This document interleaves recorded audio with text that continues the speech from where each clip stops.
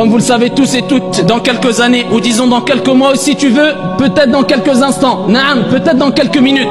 Comme vous le savez tous et toutes, ce jour devra venir. Le jour où on va rencontrer Malak el-Maut, l'ange de la mort. Peut-être dans quelques instants, dans quelques jours, tu te retrouveras peut-être ici allongé sur un lit d'hôpital.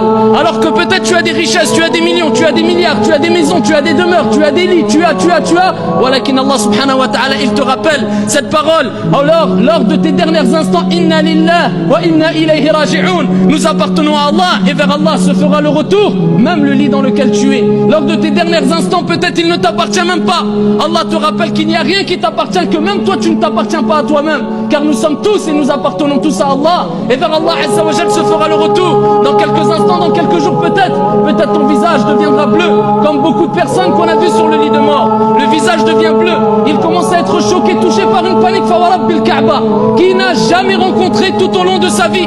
Qui n'a jamais vu et rencontré, ressenti tout au long de sa vie. Il verra sa famille, ses proches, son épouse et ses bien-aimés à côté de lui. Walakin Allah subhanahu wa ta'ala aura décidé et aura décrété que le plus grand des exorciseurs, le plus grand des médecins, le plus grand des riches, la plus puissante des armées ne pourra pas venir à ton aide. À ce moment-là, Fawarab bil Kaaba, quand ton âme sera entre les deux clavicules, tu vas te rappeler et tu vas te souvenir que tout ce qui s'est passé dans ta vie n'était que éphémérité et que la chose qui va t'aider et t'accompagner, c'était la crainte d'Allah subhanahu wa ta'ala. Walakin, trop tard.